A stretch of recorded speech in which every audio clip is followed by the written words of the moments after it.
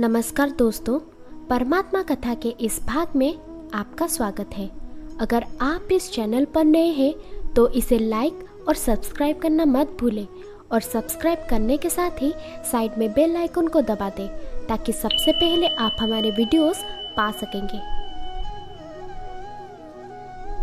पुराण हमारे विश्व साहित्य के प्राचीनतम ग्रंथों में से एक है।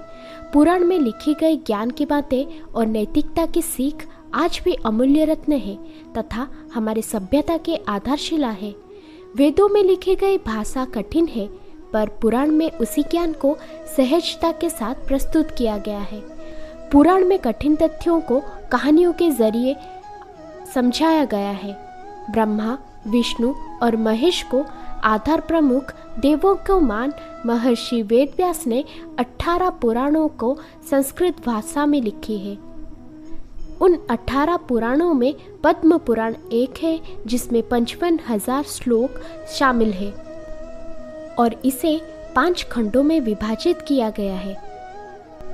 साथ ही इसमें 4 युगों के वर्णन, युगों के उत्पत्ति, सभ्यताओं तथा पर्वतों के बारे में विस्तृत वर्णन है।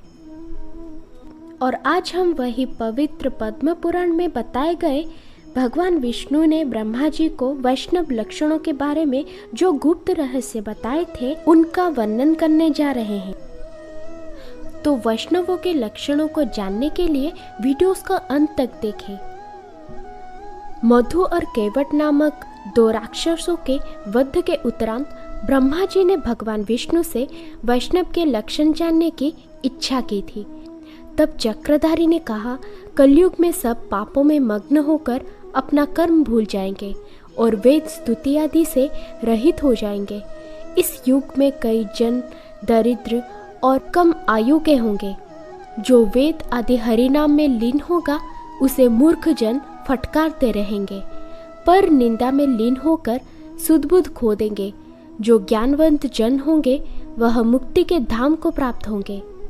कृष्ण सार ही दुर्लभ वैकुंठ अर्थात मेरे धाम में स्थान पा सकेंगे। मन में हर वक्त हरि नाम के स्मरण तथा श्रद्धा में जो जन लीन होकर निरंतर भक्ति में मुझे स्मरण करेगा और मन में से काम, क्रोध, लोभ, मोह, हिंसा को छोड़ धार्मिक मार्ग पर चलता रहेगा, वही होगा असली वैष्णव। माता पिता को भक्ति भाव से आज्ञाओं का पालन करना एक वैष्णव में गुण लक्षण होता है। ब्रह्मा, विष्णु, महेश को जो जन मन में स्मरण करके धर्म मार्ग पर चलता है वही होता है असली वैष्णव। जो जन दुख, दारिद्र्य से पीड़ितों का सेवा और अतिथि सेवा में उत्सर्ग कर दे वही होता है वैष्णव। मुख में कभी मिथ्या का स्थान न हो। दूसरे नारी को देख जो नपुंसकता प्रकाशता हो तथा भक्ति भाव से तीर्थादि के भ्रमण करता हो वही है वैष्णव।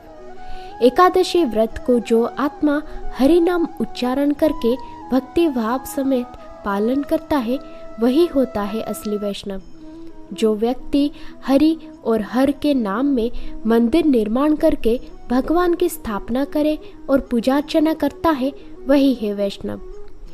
तुलसी तथा रुद्राक्ष को कंठ में धारण कर जो व्यक्ति कृष्ण और चक्रधारी के नाम जपे वही है वैष्णव। जो तुलसी मैया को पूजन कर नैवेद्य भक्षण करे और नित्य तुलसी मैया के संस्कार तथा उनका मृतिका तिलक करे वही होते हैं वैष्णव। जो नित्य हरि मंदिर में दीप प्रज्वलित करे तथा मूर्ख ब्राह्मण आदि को ज्ञान देते हैं वही होते हैं वैष्णव। विष्णु मंदिर में जो जन दीप प्रज्वलित करे वही वैष्णव के लक्षण विदित होते हैं। क्षुधार्त को अन्न और तृषार्त को जल जो दान करते हैं वे वैकुंठ में स्थान प्राप्त करते हैं। अनाथ रोगी को जो लोग औषधि आदि, कुआं, सरोवर आदि निश्चल रूप से निर्माण कराते हैं वे वैष्णव लक्षणों का माना जाता है। दोस्तों, कन्यादान को महत्दान कहा गया है। जो नर नारी संकल्प करके उचित पात्रों में कन्यादान देते हैं वे जन संसार में वैष्णव कहलाते हैं। पर निंदा रहित पर धन से स्पृहा भाव तथा पाषांड आदि गणों में उपस्थित न रहकर वे वैष्णव लक्षणों की अधिकारी होते हैं। नित्य हरि के पद सेवा, मुख में उनका नाम उच्चारण करते नजर आते हैं। उन्हें स्वयं श्री हरि वैष्णव श्रेणी में नियुक्त करते हैं। दोस्तों, कलयुग के एक सार हरि नाम उच्चारण ही होता है। इसमें कोई जाति, धर्म, गोत्र, वन आदि के चिन्ह वन भी नहीं होते हैं।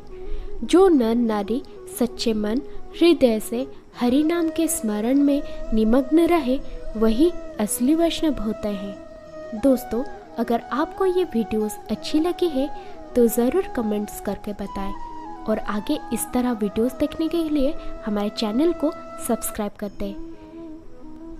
जय श्री कृष्ण।